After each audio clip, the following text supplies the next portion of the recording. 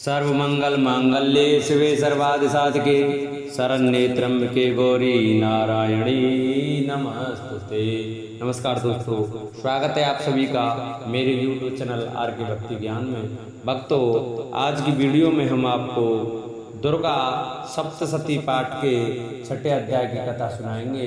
तो आप सभी को नवरात्रि के छठे दिन की हार्दिक शुभकामनाएं। भक्तों, आज की वीडियो में हम धूम्रलोचन के वध की कथा सुनाएंगे। तो आइए भक्तों, हम अपनी कथा को प्रारंभ करते हैं। उससे पहले जिन भक्तों ने अभी तक हमारे चैनल को सब्सक्राइब नहीं किया है वो हमारे चैनल को सब्सक्राइब करें, वीडियो को लाइक करें और कमेंट में जय माता दी अवश्य लिखें। महर्षि मेधा ने कहा, देवी की बात सुनकर दूत क्रोध में भरा हुआ वहां से असुरेंद्र के पास पहुंचा और सारा वृत्तांत उसे कह सुनाया। दूत की बात सुन असुरेंद्र के क्रोध का परावर न रहा और उसने अपने सेनापति धूम्रलोचन से कहा, धूम्रलोचन, तुम अपनी सेना से शीघ्र वहां जाओ और उस दुष्ट के केशों को पकड़कर उसे घसीटते हुए यहाँ ले आओ। यदि उसकी रक्षा के लिए कोई दूसरा खड़ा हो तो चाहे वह देवता, यक्ष अथवा गंधर्व ही क्यों ना हो, उसको तुम अवश्य मार डालना। महर्षि मेधा ने कहा। शुंभ के इस प्रकार आज्ञा देने पर धूम्रलोचन 60,000 राक्षसों की सेना को साथ लेकर वहां पहुंचा और देवी को देख ललकार कर कहने लगा, अरे तू अभी शुंभ और निशुंभ के पास चल। यदि तू प्रसन्नता पूर्वक मेरे साथ न चलेगी तो मैं तेरे केशों को पकड़कर घसीटता हुआ ले जाऊंगा। देवी बोली, असुरेंद्र का भेजा हुआ तेरे जैसा बलवान यदि बलपूर्वक मुझे ले जावेगा तो ऐसी दशा में मैं तुम्हारा कर ही क्या सकती हूँ। महर्षि मेधा ने कहा। ऐसा कहने पर धूम्रलोचन उसकी ओर लपका, किंतु देवी ने उसे अपनी हुंकार से ही भस्म कर डाला। यह देखकर असुर सेना क्रुद्ध होकर देवी की ओर बढ़ी, परंतु अंबिका ने उन पर तीखे बाणों, शक्तियों और फरसों की वर्षा आरंभ कर दी। इतने में देवी का वाहन भी अपनी ग्रीवा के बालों को छटकाता हुआ और बड़ा भारी शब्द करता हुआ असुर सेना में कूद पड़ा। उसने कई असुर अपने पंजों से, कई अपने जबड़ों से और कई को धरती पर पटक कर अपनी डालों से घायल करके मार डाला। उसने कई असुरों के अपने नख से पेट फाड़ डाले और कई असुरों का तो केवल थप्पड़ मारकर ही धड़ से अलग कर दिया। कई असुरों की भुजाएं और सिर तोड़ डाले और गर्दन के बालों को हिलाते हुए कई असुरों को पकड़कर उनके पेट फाड़कर उनका रक्त भी डाला। इस प्रकार देवी के उस महाबलवान सिंह ने क्षण भर में असुर सेना को समाप्त कर दिया। शुंभ ने जब यह सुना कि देवी ने धूम्रलोचन असुर को मार डाला है और उसके सिंह ने सारी सेना का सार कर डाला है, तब उसको बड़ा क्रोध आया। उसके मारे क्रोध के ओठ फड़कने लगे और उसने चंड और मुंड नामक महासुरों को आज्ञा दी, हे चंड, हे मुंड, तुम अपने साथ एक बड़ी सेना लेकर जाओ और उस देवी के बाल पकड़कर उसे बांधकर तुरंत यहाँ ले आओ। यदि उसको यहाँ लाने में किसी प्रकार का संदेह हो तो अपनी सेना सहित उससे लड़ते हुए उसको मार डालो और जब वह दुष्टा और उसका सिंह दोनों मारे जावे तब उसको बांधकर यहाँ ले आना। महर्षि मेधा ने कहा। दैत्यराज की आज्ञा पाकर चंड और मुंड चतुरंगी सेना को साथ लेकर हथियार उठाए हुए देवी से लड़ने के लिए चल दिए। हिमालय पर्वत पर पहुंचकर उन्होंने मुस्कुराती हुई देवी जो सिंह पर बैठी हुई थी देखा। जब असुर उनको पकड़ने के लिए तलवारें लेकर उनकी ओर बढ़े तब अंबिका को उन पर बड़ा क्रोध आया और मारे क्रोध के उनका मुख काला पड़ गया। उनकी भ्रकुटियां चढ़ गईं और उनके ललाट में से अत्यंत भयंकर तथा अत्यंत विस्तृत मुख वाली लाल आंखों वाली काली प्रकट हुई, जो कि अपने हाथों में तलवार और पास लिए हुई थी। वह विचित्र खड़ग धारण किए हुए थी तथा चीते के चर्म की साड़ी एवं नरमुंडों की माला पहन रखी थी। उसका मांस सूखा हुआ था और शरीर केवल हड्डियों का ढांचा था और जो भयंकर शब्द से दिशाओं को पूर्ण कर रही थी वे असुर सेना पर टूट पड़ी और दैत्यों का भक्षण करने लगी। वे पार्श्व रक्षकों, अंकुशधारी महावतों, हाथियों पर सवार योद्धाओं और घंटा सहित हाथियों को एक साथ से पकड़ पकड़ कर अपने मुंह में डाल रही थी और इस प्रकार वह घोड़ों, रथों, सारथियों और रथों में बैठे हुए सैनिकों को मुंह में डालकर भयानक रूप से चबा रही थी। किसी के केस पकड़कर, किसी को पैर से दबाकर और किसी दैत्य को छाती से मसल कर मार रही थी। वह दैत्य के छोड़े हुए बड़े बड़े अस्त्र शस्त्रों को मुंह में पकड़कर और क्रोध में भर उनको दांतों से पीस रही थी। उनसे कई बड़े बड़े असुर भक्षण कर डाले, कितनों को रौंद डाला और कितनों को उन्होंने मार डाल कर भगा दिया, कितनों को उसने तलवार से मार डाला, कितनों को अपने दांतों से समाप्त कर दिया। इस प्रकार से देवी ने क्षण भर में संपूर्ण दैत्य सेना को नष्ट कर दिया। यह देख महापराक्रमी चंड काली देवी की ओर लपका और मुंड ने भी देवी पर अपने भयानक बाणों की वर्षा आरंभ कर दी और अपने हजारों चक्र उस पर छोड़े। उस समय वे चमकते हुए बाण व चक्र देवी के मुख में प्रविष्ट हुए। इस प्रकार दिख रहे थे जैसे मानो भविष्य सूर्य मेघों की घटा में प्रविष्ट हो रहे हों। इसके पश्चात भयंकर शब्द के साथ काली ने अत्यंत जोश में भरकर विकट अट्टहास किया और उसका भयंकर मुख देखा नहीं जाता था। उसके मुख से श्वेत दांतों की पंक्ति चमक रही थी।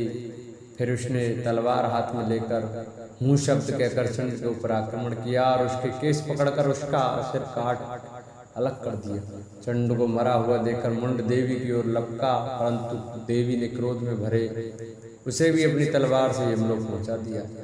चंड और मुंड को मरा हुआ देखकर उसकी बाकी बची हुई सेना वहां से भाग गई। इसके पश्चात काली चंड और मुंड के कटे हुए सिरों को लेकर चंडिका के पास गई और प्रचंड अट्टहास के साथ कहने लगी, हे देवी, चंड और मुंड दो महादैत्यों को मारकर तुम्हें भेंट कर दिया है। अब शुंभ और निशुंभ का तुमको स्वयं वध करना है। महर्षि मेधा ने कहा।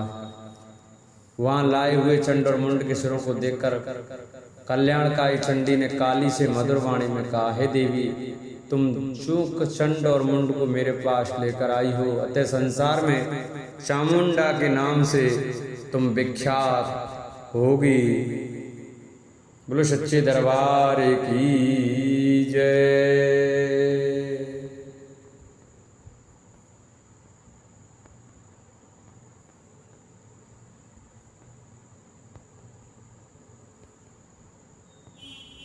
महर्षि मेधा ने कहा, चंड और मुंड नामक असुरों के मारे जाने से और बहुत सी सेना के नष्ट हो जाने से असुरों के राजा प्रतापी शंभु ने क्रोध में युक्त होकर अपनी संपूर्ण सेना को युद्ध के लिए तैयार होने की आज्ञा दी। उसने कहा, अब उदायुध नामक 86 असुर सेनापति अपनी सेनाओं के साथ युद्ध के लिए जाएं और कंबु नामक 84 सेनापति भी युद्ध के लिए जाएं और कोटवीर नामक 50 सेनापति और धौम्रकुल नाम के 100 सेनापति प्रस्थान करें। कालक, दोहर, मौर्य और काल के यह दैत्य भी मेरी आज्ञा से सचकर युद्ध के लिए चूक करें। भयानक शासन करने वाला असुर का स्वामी शुंभ इस प्रकार आज्ञा देकर बहुत बड़ी सेना के साथ युद्ध के लिए चला। उसकी सेना को अपनी ओर आते देखकर चंडिका ने अपनी धनुष की टंकोर से पृथ्वी और आकाश के बीच का भाग गुंजा दिया। हे राजन, इसके पश्चात देवी के सिंह ने दहाड़ना आरंभ किया। दिए और अंबिका के घंटे के शब्दों ने उस ध्वनि को और भी बढ़ा दिया। धनुष की टंकोर, शेर की दहाड़ और घंटे के शब्द से पृथ्वी और आकाश के बीच का भाग गूंज उठा और इसके साथ ही देवी ने अपने मुख को और भी भयानक बना लिया। ऐसे भयंकर शब्द को सुनकर राक्षसी सेना ने देवी तथा सिंह को चारों ओर से घेर लिया। हे राजन, उस समय दैत्यों के नाश के लिए और देवताओं के हित के लिए ब्रह्मा, विष्णु, महेश, कार्तिकेय तथा इंद्र आदि देवों की शक्तियां जो अत्यंत पराक्रम और बल से संपन्न थी, उनके शरीर से निकलकर उसी रूप में चंडिका देवी के पास जिस देवता का जैसा रूप था वैसे आभूषण थे और वैसा वाहन था वैसा ही रूप, आभूषण और वाहन लेकर उन देवताओं की शक्तियां दैत्यों से युद्ध करने के लिए आई। हंसयुक्त विमान में बैठकर और रुद्राक्ष की माला तथा कमंडल धारण करके ब्रह्मा जी की शक्ति आई। वृषभ पर सवार होकर हाथ में त्रिशूल लेकर, महानाग का कंगन पहनकर और चंद्र रेखा से भूषित होकर भगवान शंकर की माहेश्वरी आई और मोर पर आरूढ़ होकर हाथ में शक्ति लिए दैत्यों से युद्ध करने के लिए कार्तिकेय जी की शक्ति उन्हीं का रूप धारण करके आई। भगवान विष्णु की शक्ति गरुड़ पर सवार होकर शंख चक्र श्रृंग गदा धनुष और खड़ग हाथ में लिए हुए आई। श्री हरि की शक्ति बारह का शरीर धारण करके आई और नरसिंह के समान शरीर धारण करके उनकी शक्ति नारसिंह की आई। उसकी गर्दन के झटकों के से आकाश के तारे टूट पड़ते थे और इसी प्रकार देवराज इंद्र की शक्ति ऐन्द्री भी ऐरावत के ऊपर सवार होकर आई। पश्चात इन देव शक्तियों से घिरे हुए भगवान शंकर ने चंडिका से कहा, मेरी प्रसन्नता के लिए तुम शीघ्र ही इन असुरों को मारो। इसके पश्चात देवी के शरीर में से अत्यंत उग्र रूप वाली और सैकड़ों गीदड़ियों के समान आवाज करने वाली चंडिका शक्ति प्रकट हुई। उस अपराजित देवी ने धूमिल जटा वाले भगवान शंकर जी से कहा, हे प्रभु, आप मेरी ओर से दूत बनकर शुंभ निशुंभ के पास जाइए और उन अत्यंत गर्वीले दैत्यों से कहिए और उनके अतिरिक्त और भी जो दैत्य वहाँ युद्ध के उपस्थित हों उनसे भी कहिए, जो तुम्हें अपने जीवित रहने की इच्छा हो तो त्रिलोकी का राज्य इंद्र को दे दो। देवताओं को उनका यज्ञ भाग मिलना आरंभ हो जाए और तुम पाताल को लौट जाओ, किंतु यदि वल के गर्भ से तुम्हारे लड़ने की इच्छा हो तो फिर आ जाओ। तुम्हारे मां से मेरी योगनियां तृप्त होंगी। चूंकि उस देवी ने भगवान शंकर को दूत के कार्य में नियुक्त किया था, इसलिए वे संसार में शिवदूती के नाम से विख्यात हुई। भगवान शंकर ने देवी का संदेश पाकर उन दैत्यों के क्रोध का कोई आरपार न रहा और वह जिस स्थान पर देवी विराजमान थी वहां पहुंचे और जाने के साथ ही उस पर बाणों और शक्तियों की वर्षा करने लगे। देवी ने उनके फेंके हुए बाणों, शक्तियों, त्रिशूल और फरसों को अपने बाणों से काट डाला और काली देवी उस देवी के साथ आगे खड़ी होकर शत्रुओं को त्रिशूल से विदीर्ण करने लगी और खटवांग से कुचलने लगी। ब्राह्मणी जिस तरह दौड़ती थी उसी तरफ अपने कमंडल का जल छिड़ककर दैत्यों के वीर व बल को नष्ट कर देती थी और इसी प्रकार माहेश्वरी त्रिशूल से, वैष्णवी चक्र से और अत्यंत कोप वाली कौमारी शक्ति द्वारा असुरों को मार रही थी और ऐन्द्री के बाजू के प्रहार से सैकड़ों दैत्य रक्त की नदियां बहते हुए पृथ्वी पर सो गए। वाराही ने कितने ही राक्षसों को अपनी थूथन द्वारा मृत्यु के घाट उतार दिया। दाढ़ों के अग्रभाग से कितने ही राक्षसों की छाती को चीर डाला और चक्र की चोट से कितनों ही को विदीर्ण करके धरती पर डाल दिया। बड़े बड़े राक्षसों को नरसिंह अपने नखों से विदीर्ण करके भक्षण कर रही थी और सिंहनाद से चारों दिशाओं को गुंजाती हुई रणभूमि में विचर रही थी। शिवदूती के प्रचंड अट्टहास से कितने ही दैत्य भयभीत होकर पृथ्वी पर गिर पड़े और उनके गिरते ही वे उनको भक्षण कर गए। इस तरह क्रोध में भर हुए मातृगणों द्वारा नाना प्रकार के उपायों से बड़े बड़े असुरों को मारते हुए देखकर राक्षसी सेना भाग खड़ी हुई और उनको इस प्रकार भागता देखकर रक्तबीज नाम का महापराक्रमी राक्षस क्रोध में भरकर युद्ध के लिए आगे बढ़ा।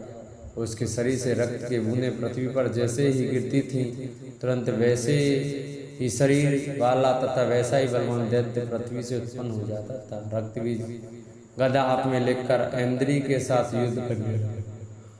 ऐन्द्री शक्ति ने अपने वज्र से उसको मारा तो घायल होने के कारण उसके शरीर से बहुत सा रक्त बहने लगा और उसकी प्रत्येक बूंद से उसके समान ही बलवान तथा महापराक्रमी अनेकों दैत्य भयंकर रूप से प्रकट हो गए। वह सब के सब दैत्य बीज के समान ही बलवान तेज वाले थे। वह भी भयंकर अस्त्र शस्त्र लेकर देवियों के साथ लड़ने लगे। जब ऐन्द्री के वज्र प्रहार से उसके मस्तक पर चोट लगी और रक्त बहने लगा तो उसमें से हजारों ही पुरुष उत्पन्न हुए। वैष्णवी ने चक्र और ऐन्द्री ने गदा से रक्तबीज की को चोट पहुंचाई और वैष्णवी के चक्र से घायल होने पर उसके शरीर से जो रक्त बहा उससे हजारों महाशुर उत्पन्न हुए, जिनके द्वारा यह जगत व्याप्त हो गया। कौमारी ने शक्ति से, बाराही ने खड़ग से और माहेश्वरी ने त्रिशूल से उसको घायल किया। इस प्रकार क्रोध में भरकर उस महादैत्य ने सब मात्र शक्तियों और पृथक पृथक गदा से प्रहार किया और माताओं ने शक्ति तथा शूल इत्यादि से उसको बार बार घायल किया। उससे सैकड़ों महादैत्य उत्पन्न हुए और इस प्रकार उस रक्तबीज के रुद्र से उत्पन्न हुए असुरों से संपूर्ण जगत व्याप्त हो गया, जिससे देवताओं को भय हुआ। देवताओं को भयभीत देखकर चंडिका ने काली से कहा, हे चामुंडे, अपने मुख को बड़ा करोर मेरे शत्रुघात से उत्पन्न हुए रक्त बिंदुओं तथा रक्त बिंदुओं से उत्पन्न हुए महासुरों को तुम अपने इस मुख से भक्षण करती हुई जाओ। इस प्रकार रक्त बिंदुओं से उत्पन्न हुए महादैत्यों को भक्षण करती हुई तुम रणभूमि में विचरो। इस प्रकार रक्त क्षीण होने से यह दैत्य नष्ट हो जाएगा। तुम्हारे भक्षण करने के कारण अन्य दैत्य नहीं होंगे। काली से इस प्रकार कहकर चंडिका देवी ने रक्तबीज पर अपने त्रिशूल से प्रहार किया और काली देवी ने अपने मुख से उसका रक्त ले लिया। तब उसने गदा से चंडिका पर प्रहार किया। प्रहार से चंडिका को तनिक भी कष्ट न हुआ, किंतु रक्तबीज के शरीर से बहुत सा रक्त बहने लगा। लेकिन उसके गिरने के साथ ही काली ने उसको अपने मुख में ले लिया। काली के मुख में उस रक्त से जो असुर उत्पन्न हुए उनको उसने भक्षण कर लिया और रक्त को पीती कहीं। तदंतर देवी ने रक्तबीज को, जिसका कि खून काली ने पिया था, चंडिका ने उस दैत्य को वज्रबाण, खड़ग और रिष्टि इत्यादि से मार डाला। हे राजन, अनेक प्रकार के शस्त्रों से मरा हुआ वह खून से वंचित वह महादैत्य रक्तबीज पृथ्वी पर गिर पड़ा। हे राजन, उसके गिरने से देवता अत्यंत प्रसन्न हुए और माताएं उन असुरों को रक्त पीने के पश्चात उद्धत होकर नृत्य करने लगी। बोलो सच्चे दरबार की जय। बोलो शेरावाली मात की जय। जिन भक्तों को हमारी ये वीडियो, हमारी कथा अच्छी लगी हो वो हमारी वीडियो को ज़्यादा से ज़्यादा आगे शेयर करें। जिन भक्तों ने अभी तक हमारे चैनल को सब्सक्राइब नहीं किया वो हमारे चैनल को सब्सक्राइब करें, वीडियो को लाइक करें और कमेंट में जय माता दी अवश्य लिखें।